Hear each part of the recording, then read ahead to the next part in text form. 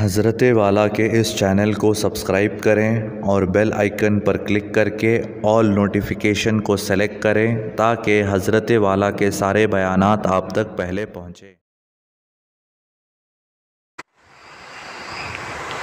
السلام علیکم ورحمۃ اللہ وبرکاتہ۔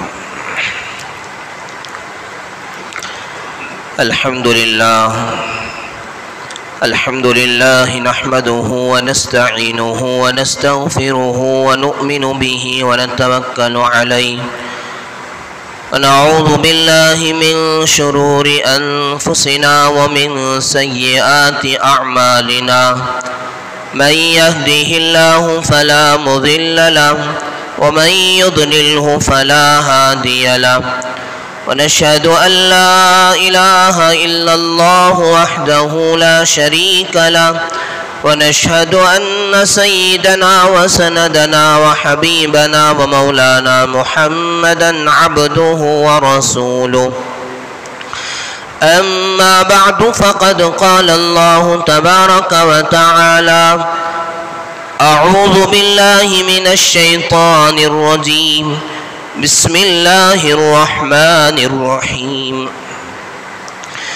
بل تؤثرون الحياة الدنيا والآخرة خير وأبقى وقال النبي صلى الله عليه وسلم الكيس من دان نفسه وعمل لما بعد الموت أو كما قال عليه الصلاة والسلام صدق الله العظيم وصدق رسوله النبي الكريم رب اشرح لي صدري ويسر لي أمري واحلل عقدة من لساني يفقه قولي اللهم صل على سيدنا محمد وعلى آل سيدنا محمد وبارك وسلم اللهم صل على سيدنا محمد وعلى آل سيدنا محمد وبارك وسلم اللهم صل على سيدنا محمد وعلى آل سيدنا محمد وبارك وسلم۔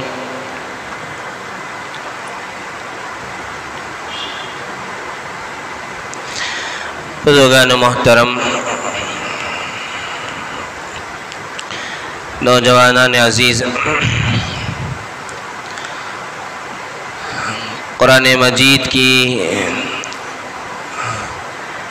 ایک چھوٹی سی آیت آپ کے سامنے اس وقت تلاوت کی گئی ہے۔ یہ سورہ اعلیٰ کی 30ویں پارے کی ایک چھوٹی سی آیت ہے، لیکن قرآن مجید کا اعجاز ہے کہ اللہ تبارک و تعالی چھوٹی سی چھوٹی آیت میں بھی بہت ہی گہری بات، بہت ہی اہم بات جو ہماری زندگی کے لیے دستور بن سکتی ہے، ایسی بات اللہ تعالیٰ ارشاد فرما دیتے ہیں۔ اللہ تبارک و تعالیٰ نے اس چھوٹی سی آیت میں ہم سب کی ایک بنیادی بیماری بتائی، غلطی بتائی، اور پھر اللہ تبارک و تعالیٰ نے اسی آیت میں اس کا علاج بھی بتا دیا ہے۔ تو آپ سوچیں کتنی اہم آیت ہے تو چھوٹی آیت، لیکن بنیادی بیماری بھی بتا رہی ہے اور اس بیماری کا علاج بھی بتا رہی ہے۔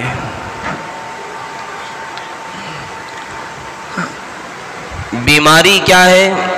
اللہ تعالیٰ نے ارشاد فرمایا بل تؤثرون الحیات الدنیا،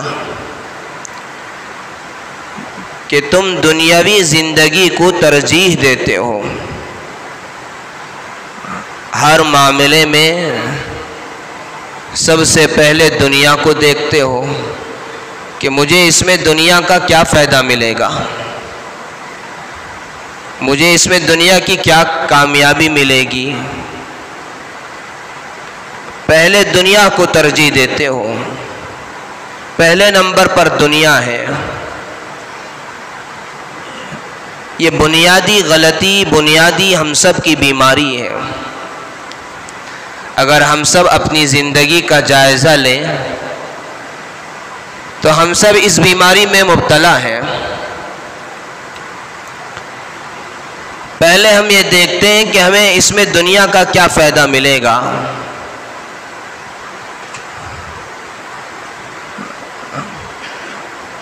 اللہ تعالیٰ نے پھر اس بنیادی جو بیماری ہے، اس بیماری کا علاج بھی بتا دیا۔ علاج یہ ہے کہ تم یہ سوچو کہ جس دنیا کے لیے اتنی کوششیں کر رہے ہو، اتنی دوڑ دھوپ کر رہے ہو، اور اس کو حاصل کرنے کے لیے نہ حلال کی تمیز ہے نہ حرام کی تمیز ہے، ایک دوسرے سے لڑنے کے لیے تیار ہو جاتے ہو،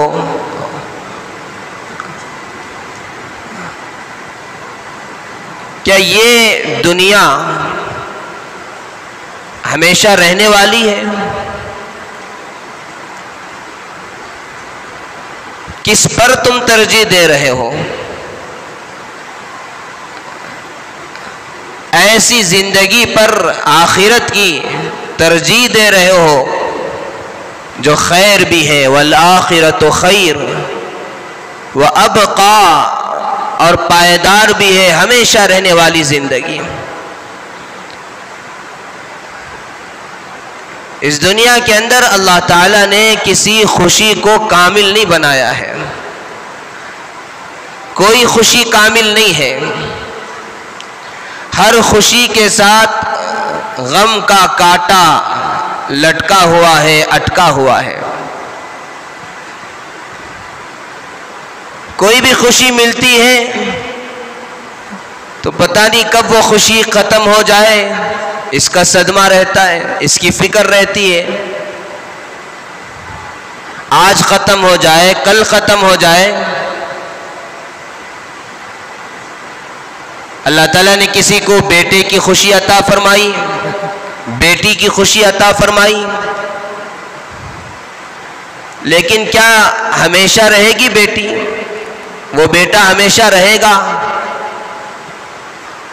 اور اگر رہا بھی تو کیا وہ آپ کا کام آئے گا، آپ کو نفع پہنچائے گا یا نقصان پہنچائے گا؟ اس کی الگ سے فکر۔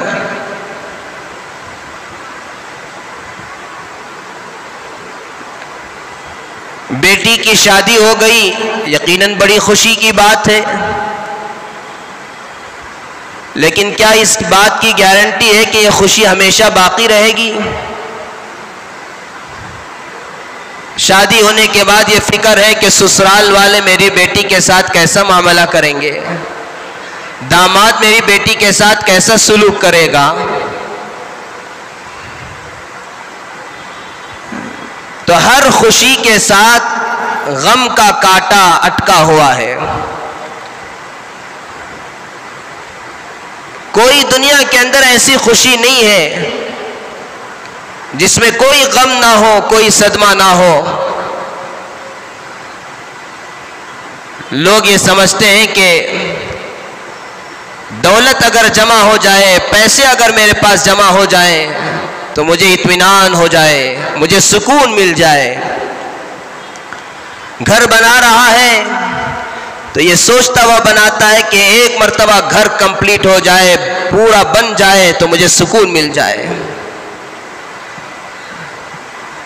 لیکن جتنے لوگوں نے گھر بنائے ہیں ان سے پوچھئے کہ آپ کو سکون مل گیا؟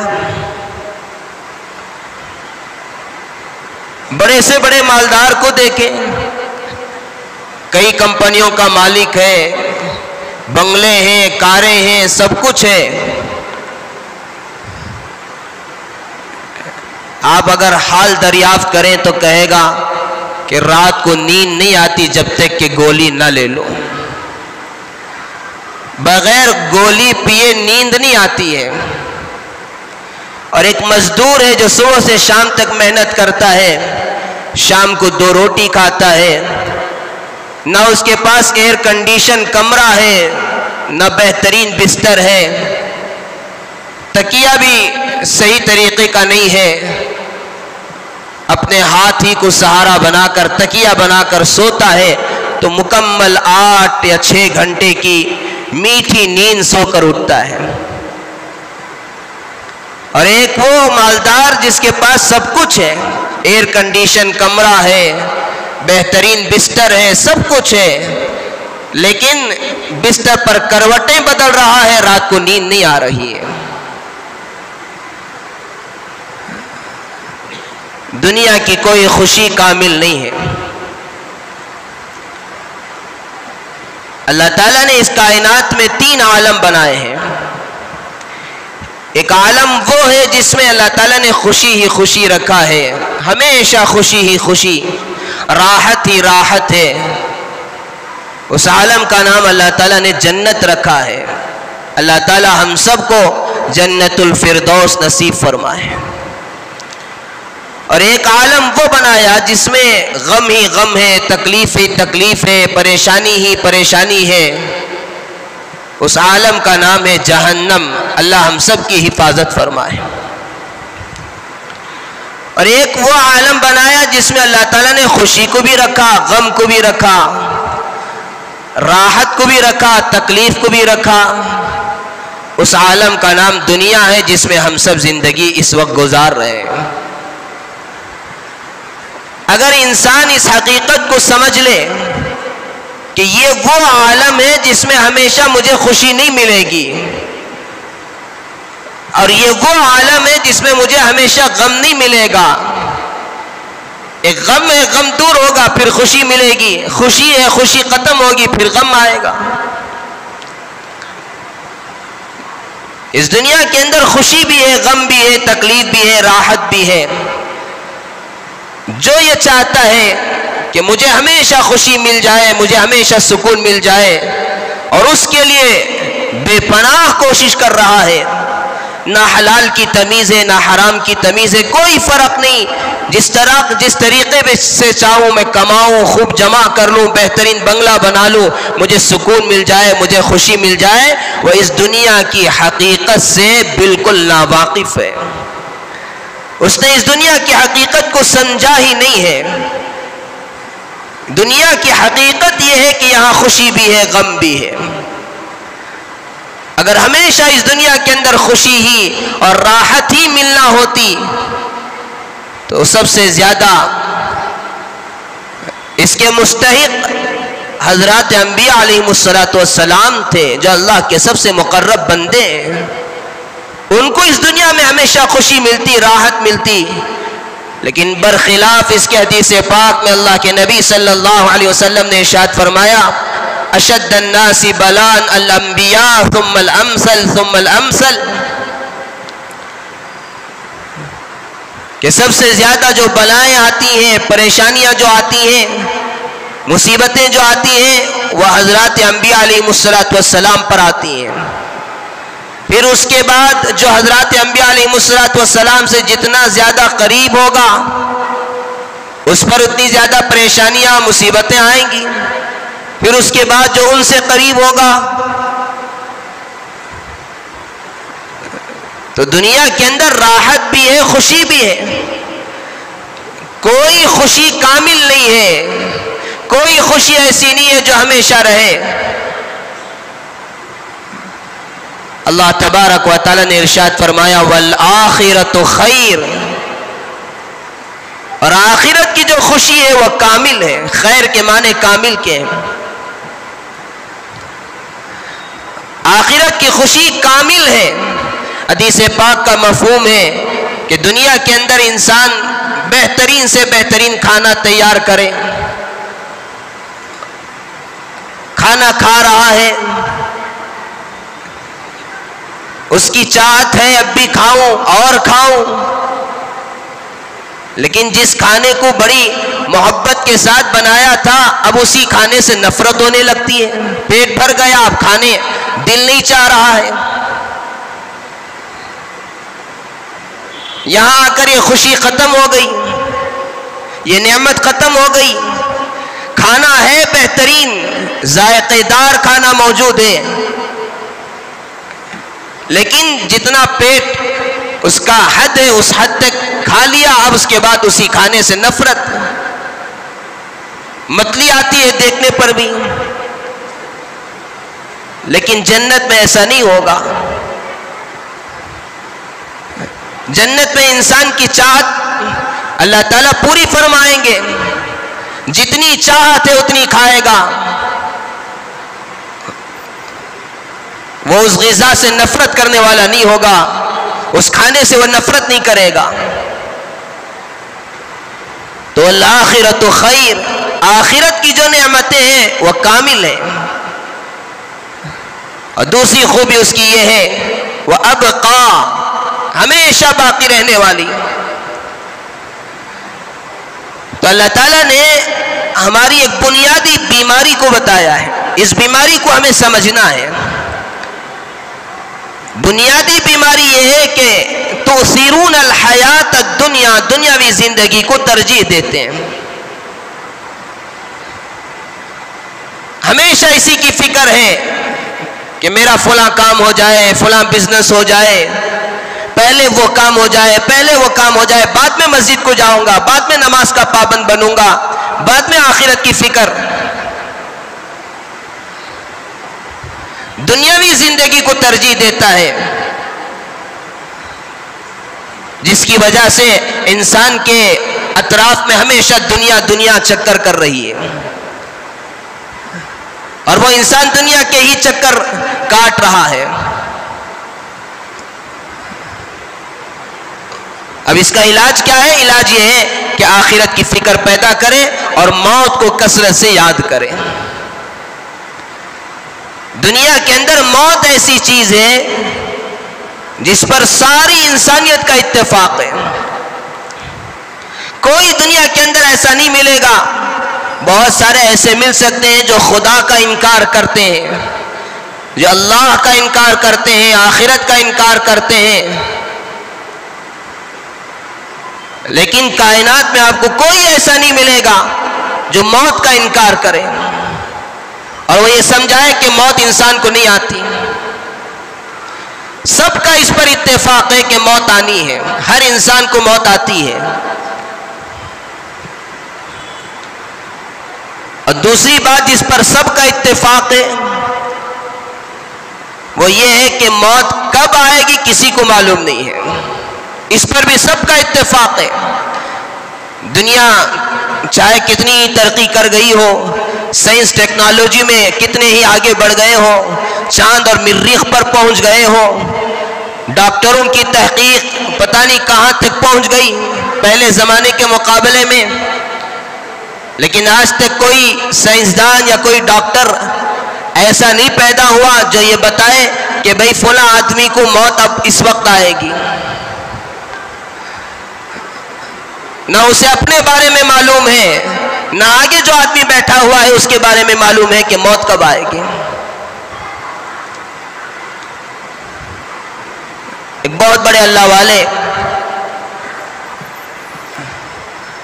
جب ان کو بہت ہی خطرناک بیماری لاحق ہوئی, ڈاکٹر کے پاس علاج کے لیے گئے تو کہا کہ تمہیں بہت خطرناک بیماری ہے, اس لیے تمہیں بالکل سفر نہیں کرنا ہے,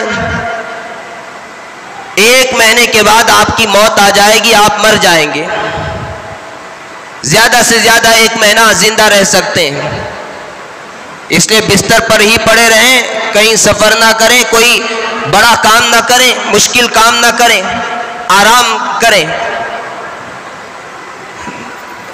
تو اللہ والے تھے, انہوں نے کہا ٹھیک ہے, اگر 1 مہینہ ہی زندگی ہے تو چلو اس کی آخرت کی فکر میں, آخرت کی تیاری میں لگا لوں. یہ کہہ کر وہ اللہ کے راستے میں نکل گئے, دعوت و تبلیغ کے راستے میں نکل گئے. اللہ کا کرنا ایسا ہوا 1 سال انہوں نے وقت لگایا، زندہ رہے، مختلف علاقوں میں گئے، دعوت و تبلیغ کا کام کیا۔ 1 سال کے بعد واپس اپنے گھر پہنچے، سوچا کہ چلو ذرا اس ڈاکٹر سے ملاقات تو کر لیں جس نے کہا تھا کہ 1 مہینے کے بعد تمہیں موت آ جائے گی۔ جب اس کے پاس پہنچے تو پتہ چلا کہ اس ڈاکٹر کا انتقال ہو گیا۔ موت کب آنی ہے کسی کو معلوم نہیں ہے، ہم میں سے کون کون کب تک زندہ رہے گا ہم میں سے کوئی نہیں جانتا ہے۔ ان 2 باتوں پر پوری دنیا کا اتفاق ہے کہ ہر ایک انسان کو مرنا ہے، ہر ایک جاندار کو مرنا ہے، اور کب موت آنی ہے کسی کو نہیں معلوم ہے۔ لیکن بڑے تعجب کی بات یہ ہے، جب یہ بالکل یقینی بات اور ساری دنیا کا جس پر اتفاق ہے، بالکل یقینی بات، کسی کو شک نہیں ہے اس بارے میں، لیکن تعجب کی بات یہ ہے کہ اسی موت سے سب سے زیادہ انسان غافل رہتا ہے۔ ہم سب اپنی زندگی کا جائزہ لیں، اپنے گریبان میں جھانک کر دیکھیں، بالکل یقینی بات ہے کہ مرنا ہے۔ نہ جانے کتنے لوگوں کو ہم نے اپنے ہاتھوں سے دفن کر دیا، کتنے لوگوں کی ہم نے نماز جنازہ پڑھ لیے، اچھے صحت مند لوگ مرتے ہوئے ہم نے دیکھ لیا، لیکن اس کے باوجود سب سے زیادہ غافل ہم سب موت سے ہیں۔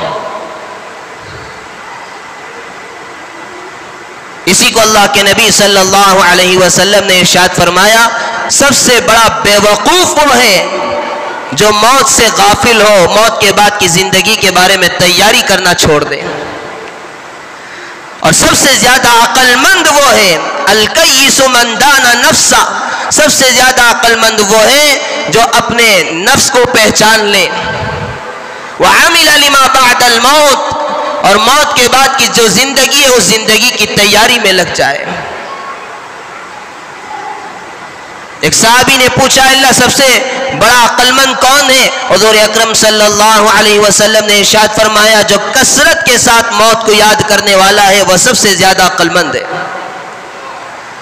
آج دنیا عقل مند اس کو کہتی ہے جس نے 1 گھر کے بجائے 2-3 گھر بنا لیے، 1 جائیداد کی جگہ 2-3 جائیداد اس نے بنا لی، 1 دکان کی جگہ 2-3 دکانیں اس نے کھول لی، بینک بیلنس خوب بڑھا لیا، بڑا چالاک آدمی ہے، بہت ہی ہمارے خاندان کا عقل مند ہے، ہوشیار ہے، بہت نوجوان ہے، لیکن بہت کما لیا ہے، بہت بینک بیلنس بنا لیا ہے، بڑا عقل مند ہے۔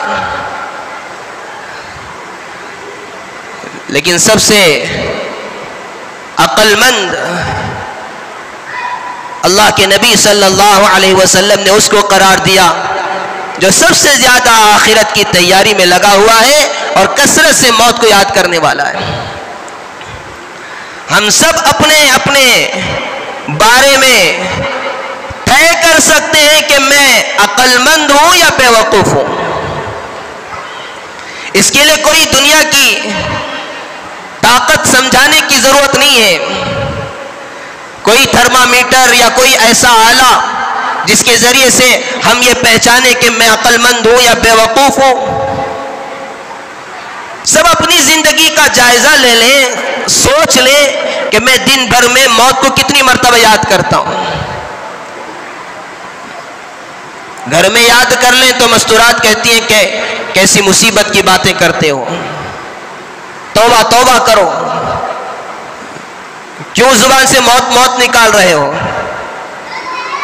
جبکہ اللہ کے نبی صلی اللہ علیہ وسلم ارشاد فرما رہے کثرت سے موت کو یاد کرنے والا عقل مند ہے۔ اب پورے دن بھر میں ہم کتنی مرتبہ اپنی موت کو یاد کرتے ہیں، اپنی قبر کو یاد کرتے ہیں، قبر کے بعد والی زندگی کو کتنی مرتبہ ہم یاد کرتے ہیں؟ کہ دن بھر میں کوئی وقت ایسا آتا ہے ہمارے پاس جس میں ہمیں موت یاد آتی ہو. اسی لیے ہمارے اکابرین نے فرمایا رات میں سوتے ہوئے کم از کم موت کا مراقبہ کیا کرو. موت کا مراقبہ کیسے کرنا ہے؟ بیٹھ جائیں، آنکھ بند کر لیں اور یہ سوچیں کہ میں مر چکا ہوں، میرے رشتہ دار اب میرے اوپر رو رہے ہیں، میری لاش رکھی ہوئی ہے گھر میں، اب تھوڑی دیر کے بعد مجھے نہلایا جائے گا، کفن پہنایا جائے گا، نماز جنازہ پڑھی جائے گی. جب آپ یہ تصور کریں گے، یہ سوچیں گے، تو اس وقت ایک وقت ایسا بھی آئے گا، آپ یہ بھی سوچ لیں کہ کتنے ایسے افراد ہیں خاندان کے، رشتہ دار کتنے ایسے ہیں جو میرے مرنے کے بعد گالیاں دیں گے، مجھے برا بھلا کہیں گے.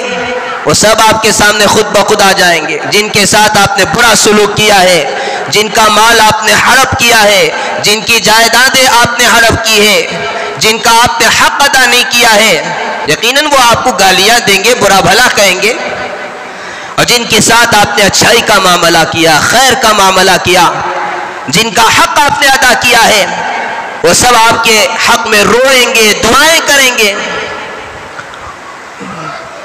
جب آدمی موت کا مراقبہ کرے گا تو آخرت کی فکر پیدا ہوگی. حضور اکرم صلی اللہ علیہ وسلم نے یہ بھی ترغیب دی کہ کثرت کے ساتھ نماز جنازوں میں شریک ہونا چاہیے، جنازے کی نمازوں میں شریک ہونا چاہیے، کفن دفن میں شریک ہونا چاہیے، اور قبرستان کو جانا چاہیے. کم از کم جمعہ قبرستان جایا کریں، اس سے بھی موت کی یاد آتی ہے، آخرت کی فکر پیدا ہوتی ہے.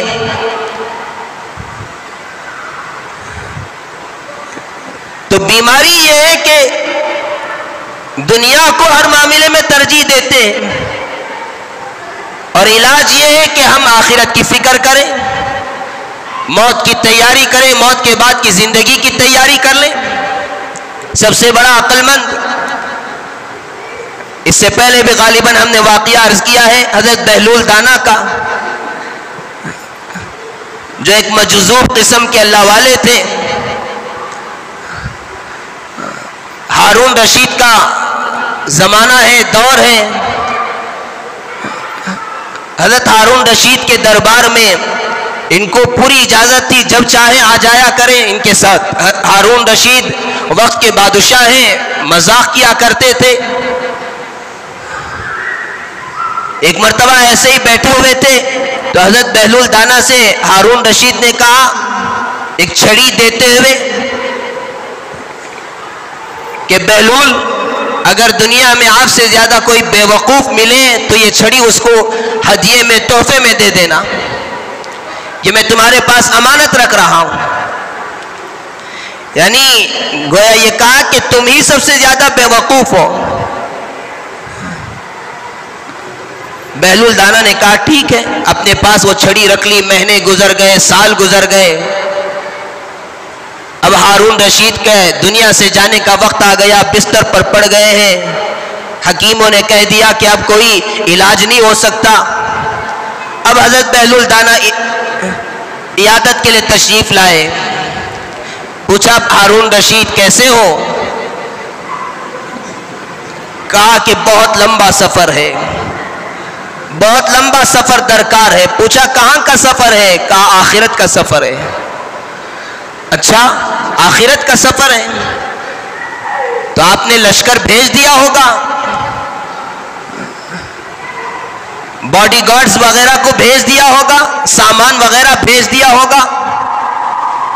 تو ہارون رشید نے کہا کہ بہلول کیسی بے وقوفی کی باتیں کرتے ہو، آخرت کا سفر ہے، وہاں کوئی لشکر بھیج سکتا ہے، وہاں کوئی باڈی گارڈ بھیج سکتا ہے. پوچھا پھر واپس کب آؤ گے؟ کہا کہ بہلول کیسی بے وقوفی کی باتیں کر رہے ہو، وہاں کوئی جانے کے بعد واپس آتا ہے، ہمیشہ کے لیے جانا ہے. تو اس وقت حضرت بہلول دانا نے اس چھڑی کو نکال کر دیا کہ ہارون رشید تم نے یہ کہا تھا کہ دنیا میں مجھ سے زیادہ اگر کوئی بے وقوف ہے تو اس کو دے دینا. میں دیکھا کرتا تھا کہ تم ایک چھوٹا سا سفر کرتے تھے تو ایک بڑے لشکر کو پہلے سے بھیجتے تھے، پوری تیاریاں ہوتی تھی، لیکن اتنا لمبا سفر کبھی واپس بھی نہیں آ رہے ہو اور کوئی لشکر آپ نے نہیں بھیجا، کوئی تیاری نہیں کی، تو سب سے بڑے بیوقوف آپ ہی ہو۔ یہ امانت تھی، تم نے میرے پاس دی تھی، یا واپس میں آپ کو کر رہا ہوں۔ یقیناً اگر اس واقعے کے اندر ہم سب کے لیے عبرت ہے، ہم سب سوچیں کہ جب ایک چھوٹا سا سفر ہم کرتے ہیں، کتنی تیاری کر کے نکلتے ہیں، وہاں کا موسم کیسا ہے معلوم کر لیتے ہیں، وہاں کہاں ٹھہرنا ہے، کیسے رہنا ہے، کتنا خرچ ہوگا، کتنے کپڑے لے کر جانا ہے، ساری تیاریاں کر کے جاتے ہیں۔ اور آخرت کا سفر ہے، ہمیشہ کا سفر ہے، اس کے لیے ہم نے کیا تیاری کر رکھی ہے؟ ہم سب کو اس پر غور کرنا ہے، اس پر ہمیں سوچنا ہے۔ اللہ کرے کہ یہ بیان صرف بیان نہ ہو، ہم سب کے دلوں میں یہ بات اتر جائے اور ہم سب سوچنے پر مجبور ہو، سوچنے کہ ہم نے کیا تیاری کر رکھی ہے۔ مفسرین نے لکھا ہے 40 سال عمر ہو جائے تو اب اس کو چاہیے کہ وہ آخرت کی تیاری میں لگ جائے۔ اب ہم میں سے کتنے لوگوں کی عمر 40 سال کو ہو گئی، کیا آخرت کی ہم فکر میں لگے ہیں؟ کیا یہ صرف 5 وقت کی نمازیں، اور کیا صرف جمعہ کی نمازیں، کیا صرف رمضان کے روزے، اور زندگی میں اگر حج کر لیا ہے تو یہ حج، بس یہی کافی ہے ہماری آخرت کی زندگی کے لیے؟ دنیا میں چند روز رہنا ہے، کروڑوں روپے خرچ کر رہے ہیں، لاکھوں روپے خرچ کر کے بنگلے بناتے ہیں۔ آخرت میں ہمیشہ رہنا ہے، کتنا خرچ کیا ہے جائزہ لیں۔ ایک ایک آدمی کے پاس اپنا گھر بنایا ہے، ماشاءاللہ لاکھوں روپے پر اس نے بلڈنگ کھڑا کی۔ چلو ایک گھر بناتا، اب آخرت کی فکر میں لگ جاتا، نہیں دوسرے گھر کی فکر، دوسرے بلڈنگ کی فکر، تیسرے بلڈنگ کی فکر۔ عمر ماشاءاللہ 50 ہو گئی، 60 ہو گئی۔ حضور اکرم صلی اللہ علیہ وسلم نے تو ارشاد فرمایا تھا میری امت کی اوسطاً عمر جو ہے 60 سال 70 سال ہے۔ 50 سال کے بعد کون اب زیادہ زندہ رہے گا، کتنے سال باقی رہے گا کوئی گارنٹی نہیں۔ 60 سال ہو چکے ہیں، چلو اور 8-10 سال زندہ رہنے والا ہوگا۔ اگر آپ نے حساب لگا لیا میری عمر 50 سال ہے اور 10 سال میں زندہ رہ سکتا ہوں صحت کے اعتبار سے،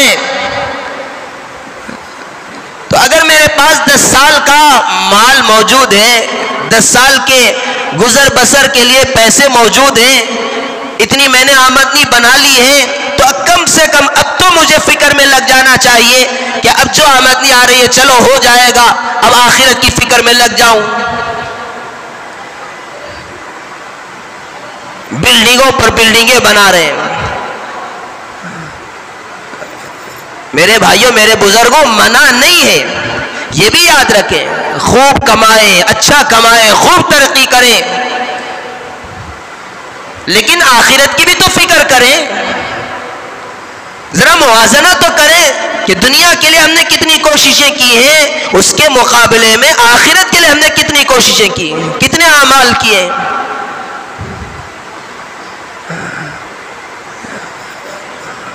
اللہ نے دیا ہے، اولاد کے لیے آپ نے کیا، بہت اچھی بات ہے، اولاد کے لیے کچھ نہ کچھ چھوڑ کر جانا چاہیے۔ حضور اکرم صلی اللہ علیہ وسلم نے خود ارشاد فرمایا کہ اولاد کو بھیک مانگتا چھوڑ کر جانے سے بہتر یہ ہے کہ ان کے لیے کچھ چھوڑ کر کچھ بنا کر جاؤ، اپنی اولاد کی کچھ فکر کرو۔ لیکن اس کا مطلب یہ نہیں ہے کہ اتنی فکر کہ نہ خود اچھا کھا رہا ہے نہ خود اچھا پہن رہا ہے، اولاد کی فکر میں اتنا مشغول ہو چکا ہے، نہ نمازوں کی فکر ہے نہ اپنی آخرت کی فکر ہے۔ ایک بلڈنگ بنا دیا، اور ایک بلڈنگ، اور ایک بلڈنگ، اور بناؤں، اور بینک بیلنس بناؤں۔ اور پوچھیں بھائی آپ کا بیٹا کیسا ہے، کوئی گارنٹی دینے تیار نہیں۔ مجھے اپنے بیٹے پر بھروسہ نہیں ہے، بھروسہ نہیں ہے، تب یہ حال ہے۔ کہ میرے مرنے کے بعد وہ کیسی زندگی گزارے گا، میرے لیے آخرت کے لیے کچھ نہ کچھ بھیجا کرے گا، میرے مرنے کے بعد کبھی قبرستان میں آ کر فاتحہ پڑھ کر بخش دیا کرے گا، میرے مرنے کے بعد کبھی ایصال ثواب کے لیے کچھ پیسے خرچ کر دیا کرے گا، اس کی کوئی گارنٹی نہیں۔ آپ دیکھیں اپنے خاندان میں، اڑوس پڑوس میں کتنے لوگ ہیں جو خوب بینک بیلنس بنا کر خوب جائیداد چھوڑ کر گئے، ان کی اولاد کیا کر رہی ہے؟ اب بیکار ہو چکی ہے، اب بیٹھ کر کھانا جانتی ہے، عیش خوب عیش کر رہی ہے۔ لوگ کیا کہیں گے اس ڈر سے 40واں کر دیا، لوگ کیا کہیں گے تانے دیں گے اس ڈر سے سال میں ایک مرتبہ قرآن خوانی کر دیا۔ میرے بھائیوں، میرے بزرگوں، سب اپنی اپنی زندگی کا ہمیں جائزہ لینا چاہیے کہ ہم نے آخرت کے لیے کیا تیاری کر رکھی ہے۔ مرنے پر سب کا اتفاق ہے، موت کب آئے گی اس کا کسی کو علم نہیں، اس پر بھی سب کا اتفاق ہے، لیکن تیاری کیا کر رکھی ہے، کتنی ہم نے تیاری کر رکھی ہے۔ پہلے لوگ جو ہے مسجدوں کے لیے، مدرسوں کے لیے یا مختلف اداروں کے لیے وقف کیا کرتے تھے، اپنی جائیدادیں وقف کیا کرتے تھے، لیکن آج وہ مزاج ختم ہو چکا ہے۔ آج یہ باتیں سننے میں نہیں آ رہی کہ فلاں نے، جن کو اللہ نے 3-4 بلڈنگیں دی تھی، ایک 2-3 بچے تھے، 2-3 بچوں کو بانٹ دیا، پھر ایک بلڈنگ بچی تھی اس نے مسجد کے حوالے، مدرسے کے حوالے یا کسی تنظیم کے حوالے کر دیا، یا کسی کار خیر میں اس کو لگا دیا۔ نہیں، سب کچھ اپنی اولاد کے لیے۔ کم سے کم 1/3 ان باتوں کو اللہ کرے کہ میرے دل میں بھی اتار دے، آپ کے دل میں بھی اتر جائے، 1/3 کم سے کم وصیت کر کے جائیں۔ جتنی جائیداد اللہ نے دی ہے اس میں سے 3 حصے کر کے 1 حصہ کم سے کم، 2 حصے اپنی بیوی بچوں کے لیے چھوڑیں، 1 حصہ کم سے کم اپنی آخرت کے لیے فکر کریں، ایک گھر کم سے کم آخرت کے نام پر، اللہ کے نام پر وقف کریں۔ جہاں آپ کو بھروسہ ہو، جس ادارے پر بھروسہ ہو، جس مسجد والوں پر بھروسہ ہو، جس مدرسے والوں پر بھروسہ ہو، یا چلیے اپنے رشتہ داروں کو دیجئے۔ یہ بھی تصور ختم ہو گیا، رشتہ داروں کو کوئی نہیں دیتا، صرف بیوی بچوں کو۔ رشتہ داروں کو بھی دینا چاہیے، اللہ نے دیا ہے تو رشتہ داروں کے حوالے کیجئے، ان کو دیجئے، ان کے نام پر صدقہ کر دیجئے۔ اللہ تعالیٰ نے قرآن مجید میں سورہ منافقون میں ارشاد فرمایا ہے وَأَنفِقُوا مِمَّا رَزَقْنَاكُمْ مِن قَبْلِ أَن يَأْتِيَ أَحَدَكُمُ الْمَوْتُ فَيَقُولُ رَبِّ لَوْلَا أَخَّرْتَنِي إِلَىٰ أَجَلٍ قَرِيبٍ فَأَصَّدَّقَ وَأَكُن مِّنَ الصَّالِحِينَ۔ اللہ تعالیٰ فرماتے ہیں کہ ہم نے جو کچھ تمہیں دیا ہے، یہ نہ سمجھے کہ تم نے کما لیا، تم نے اپنی عقل سے جمع کر لیا ہے۔ مما رزقناکم، جو کچھ تمہارے پاس ہے ہم نے دیا ہے، ہم نے جو کچھ دیا ہے اس میں سے خرچ کیا کرو۔ من قبل ان یاتی احدکم الموت، اس سے پہلے کہ موت آ جائے، اور جب موت آ جائے اور آدمی اگر کچھ نہیں کیا ہے تو اس وقت کہے گا لولا اخرتنی الی اجل قریب، اس وقت تمنا کرے گا کہ کاش مجھے ایک وقت مل جاتا، مجھے اور کچھ مہلت مل جائے، فاصدق، تو میں صدقہ کر دوں، مجھے کچھ مہلت ملے تو میں صدقہ کر دوں۔ اب قرآن مجید نے یہ نہیں فرمایا کہ اس وقت یہ تمنا کرے گا کہ میں نماز پڑھ لوں، میں روزہ رکھ لوں، میں فلاں عبادت کر لوں، یہ تمنا کرے گا کہ میں کچھ صدقہ کر دوں۔ تو آپ اندازہ لگائیں صدقہ کتنا اہم ہے کہ موت کے وقت بھی انسان تمنا کر رہا ہے۔ اور فقہاء نے لکھا ہے نزع کی حالت میں انسان کوئی وصیت کرے تو وہ وصیت قابل قبول نہیں ہے۔ مرنے لگا اس وقت وصیت کر رہا ہے میری فلاں بلڈنگ مسجد کو دے ڈالو، فلاں بلڈنگ فلاں کو دے ڈالو، اب اس کی وصیت نہیں چلے گی۔ موت سے پہلے، نزع کے عالم سے پہلے صحت کی حالت میں انسان جو کچھ کرنا ہے کر لے. اللہ نے دیا ہے، اللہ کے نام پر وقف کریں، رشتہ داروں کے لیے وقف کریں. سب سے افضل رشتہ دار ہیں، سب سے پہلے رشتہ داروں کے لیے وقف کریں. کئی صحابہ آئے، حضور صلی اللہ علیہ وسلم نے پوچھا تم نے کیا کیا فلاں غلام کو، کیا کیا فلاں؟ تو انہوں نے کہا کہ میں نے صدقہ کر دیا، میں نے آزاد کر دیا، میں نے یہ کیا. تو حضور صلی اللہ علیہ وسلم نے فرمایا کیا ہی اچھا ہوتا تمہارے فلاں رشتہ دار کو دے دیتے. باغ صدقہ کر دیا تو کہا کہ کیا ہی اچھا ہوتا تم فلاں رشتہ دار کو دے دیتے.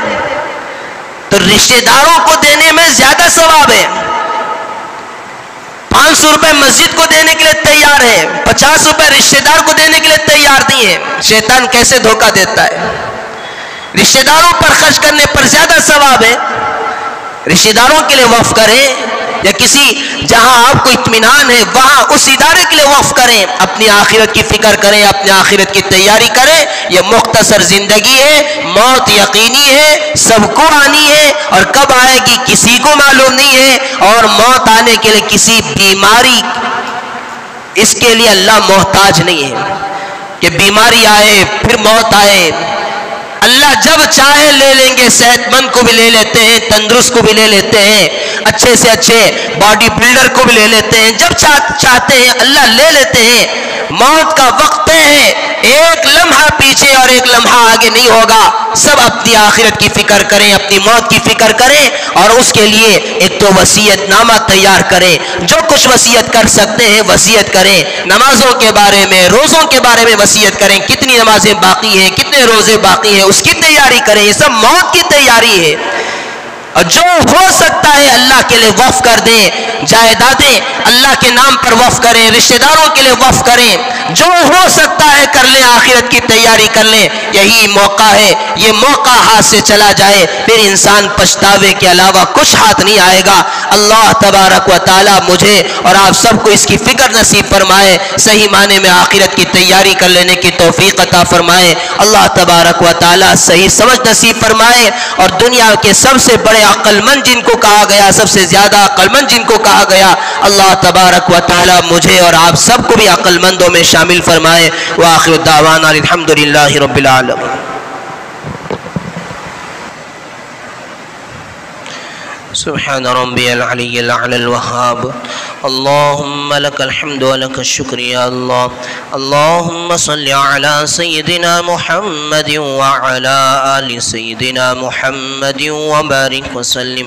اللہم انت السلام ومنک السلام تبارکت یا ذا الجلال والاکرام. اللہم احفظنا من کل بلاء الدنیا وعذاب الآخرہ.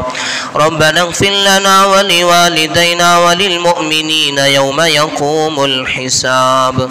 اے مولا کریم اپنے فضل سے ہم سب کے گناہوں کو معاف فرما. اے اللہ ہم سب کے خطاؤں کو درگزر فرما. اے اللہ ہم سب بڑے مجرم ہیں.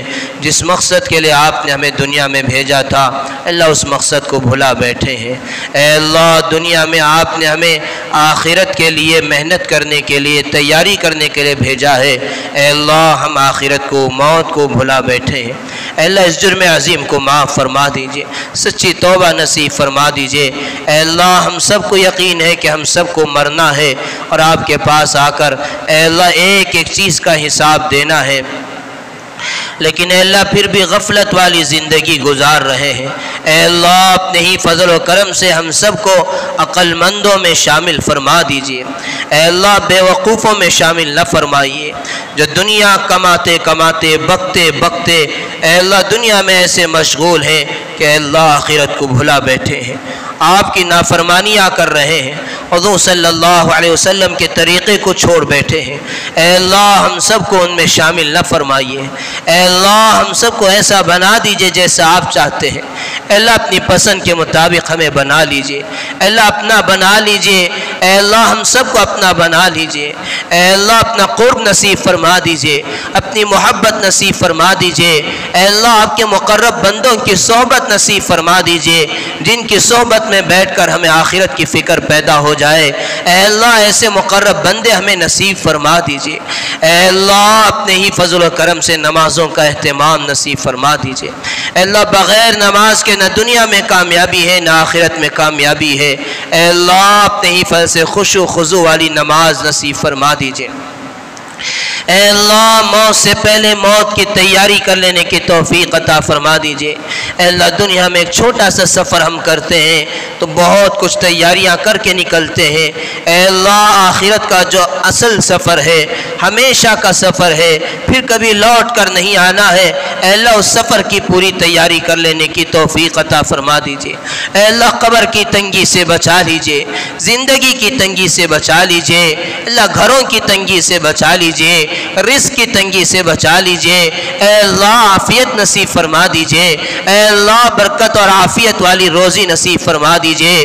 ہم سب کو اپنا گھر نصیب فرما دیجئے، کسی کا محتاج نہ بنائیے۔ اللہ ہمیں ہمیشہ دینے والا بنا دیجئے۔ اے اللہ دوسروں کے سامنے بھیک کے لیے ہاتھ پھیلانے سے، ذلت والے رسوائی والے ہاتھ پھیلانے سے ہم سب کی حفاظت فرما لیجئے۔ اے اللہ ہم میں سے جتنے مقروض ہیں قرض کی ادائیگی کی شکلیں صورتیں پیدا فرما دیجئے۔ اے اللہ جتنے بے نکاح لڑکیاں لڑکے موجود ہیں سب کے لیے نیک صالح جوڑے کا انتظام فرما دیجئے۔ بے اولادوں کو نیک صالح اولاد نصیب فرما دیجئے۔ اللہ اولاد کے غم سے بچا لیجئے۔ اللہ اولاد کے غم سے بچا لیجئے۔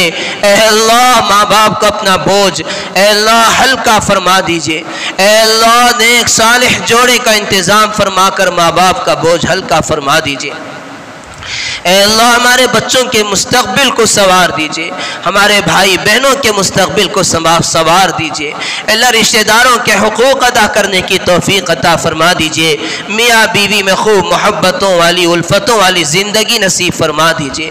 اے اللہ ہماری اولاد کو ہماری نجات کا ذریعہ بنا دیجئے۔ اے اللہ حافظ قرآن عالم دین بنا دیجئے، دین کا سچا خادم بنا دیجئے جو ہمیشہ ہمارے کام آئے۔ اے اللہ ایسی اولاد نصیب فرما دیجئے، ہمیں اپنے ماں باپ کی آنکھوں کی ٹھنڈک بنا دیجئے۔ اللہ ہمارے ماں باپ کی مغفرت فرما دیجئے، ان کی قبروں کو جنت کا باغ بنا دیجئے۔ اے اللہ ان کی نجات کے لیے ہم سب کو ذریعہ بنا دیجئے، خوب ان کے لیے ایصال ثواب و مغفرت کی دعائیں کرتے رہنے کی توفیق عطا فرما دیجئے۔ اے اللہ اپنے ہی فضل و کرم سے جو کچھ آپ نے مال عطا کیا ہے اس کو صحیح جگہ شریعت کے مطابق سنت کے مطابق خرچ کرتے رہنے کی توفیق عطا فرما دیجئے۔ اے اللہ جمع کر رکھنے سے ہم سب کی حفاظت فرما لیجئے، بخل سے بچا لیجئے، ہم سب کو سخیوں میں شامل فرما دیجئے۔ اے اللہ اپنے ہی فضل و کرم سے مساجد کی، مدارس کی، خانقاہوں کی، دعوت تبلیغ کے مراکز کی، دین کے تمام شعبوں کی حفاظت فرما دیجئے۔ اے اللہ دشمنان اسلام جو کچھ سازشیں اس وقت کر رہے ہیں ہمارے خلاف، اسلام کے خلاف، اے اللہ اپنے ہی فضل سے ان کو ان سازشوں میں ناکام فرما دیجئے۔ اے اللہ ہمیں جو کچھ ذمہ داری دے کر دنیا کے اندر بھیجا گیا اس ذمہ داری کو پورا کرنے کی توفیق عطا فرما دیجئے۔ اے اللہ دعوت والا کام جو ہم سب کی ذمہ داری تھی، اے اللہ اس ذمہ داری کو بھی ہم بھلا بیٹھے ہیں، اے اللہ اپنے ہی فضل سے اس ذمہ داری کو نبھانے کی توفیق عطا فرما دیجئے۔ اے اللہ جتنے بے روزگار ہیں سب کو حلال روزی نصیب فرما دیجئے۔ اے اللہ جتنے پریشان حال ہیں سب کی پریشانیوں کو دور فرما دیجئے، جتنے بیمار ہیں اے اللہ اپنے ہی فضل سے صحت عطا فرما دیجئے۔ اے اللہ ہاسپٹلوں کے چکر کاٹنے سے بچا لیجئے، دوائیوں کے محتاج بن جانے سے بچا لیجئے۔ اللہ اچھی غذا اچھی صحت نصیب فرما دیجئے، تندرستی نصیب فرما دیجئے۔ اے اللہ خوب آخرت کی تیاری میں اپنے وقت کو، مال کو، جان کو، سب کو لگانے کی توفیق عطا فرما دیجئے۔ اے اللہ اپنے ہی فضل سے جو مانگو بھی عطا فرما دیجئے، جو مانگنے سے رہ گیا اپنے شان کے مطابق عطا فرما دیجئے۔ اے اللہ جو حضرات دعاؤں کی درخواست کرتے ہیں، جو امیدیں رکھتے ہیں، جن کے لیے دعا کرنا حق ہے، اے اللہ جن کا ہمارے اوپر کسی بھی طریقے کا احسان ہے، اے اللہ اپنے ہی فضل سے ان سب کے نیک جائز تمناؤں کو پورا فرما دیجئے۔ اے اللہ اس دعا کو حضور اکرم حضرت محمد صلی اللہ علیہ وسلم کے صدقے میں قبول قبول فرما لیجئے۔ اللہم انا نسألکا من خیر ما سالک منہ نبیک حبیبک محمد صلی اللہ علیہ وسلم ونعوذ بک من شر ما استعاذک منہ نبیک حبیبک محمد صلی اللہ علیہ وسلم وانت المستعان علیک البلاغ ولا حول ولا قوة الا باللہ۔ صلی یا رب علی النبی سیدنا محمد وآلہ واصحابہ اجمعین والحمد للہ رب العالمین۔